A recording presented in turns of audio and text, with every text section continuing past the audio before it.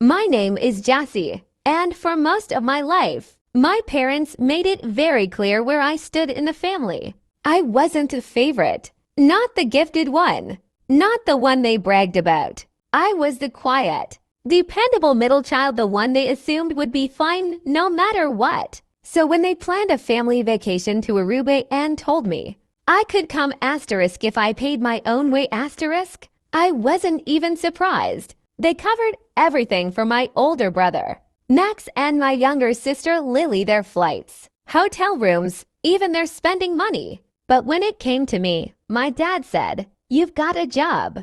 You can afford it." And my mom added, "You're not a kid anymore, Daniel." I looked at their message in the family group chat, my heart sinking. It wasn't about the money. It was about the principle. I wasn't included. I was tolerated. So I said, "No thanks." What they didn't know was that over the last few years, I had quietly built a tech startup with two friends. We'd struggled in silence, coded all night, slept in our office, and eventually sold our company for a small fortune. I walked away with more than enough money to never worrying about a vacation or their approval ever again.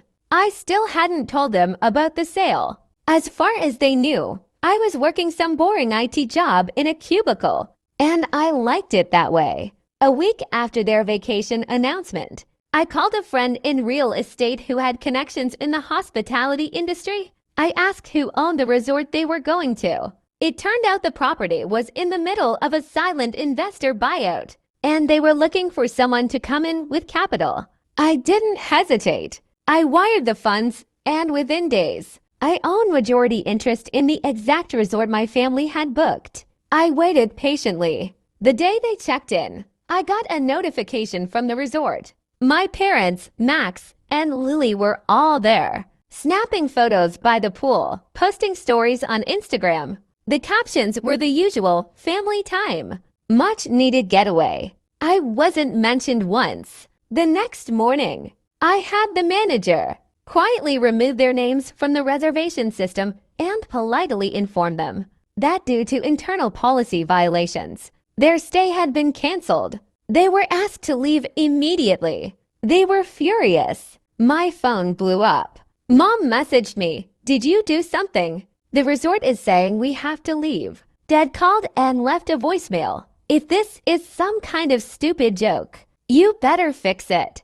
I replied with a single message. "You told me I could join the family vacation if I paid my own way. So I did. I paid for the whole damn resort." They didn't reply after that. They ended up spending the rest of their trip in a rundown motel on the outskirts of town.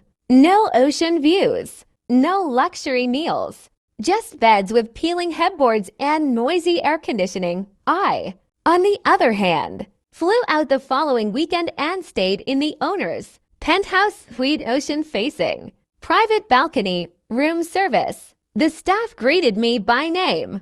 I spent 3 days there, not as a forgotten middle child, but as the owner of the building. When I got back, Lily texted me and said, "I actually can't believe you did that. Kind of a power move." She was the only one who laughed about it. The rest of the family barely speaks to me now, unless they want something. And that's fine. I learned that family should lift you up, not make you prove your worth. I stopped chasing their approval the moment I bought the place they thought I wasn't good enough to stay in, and I've never looked back.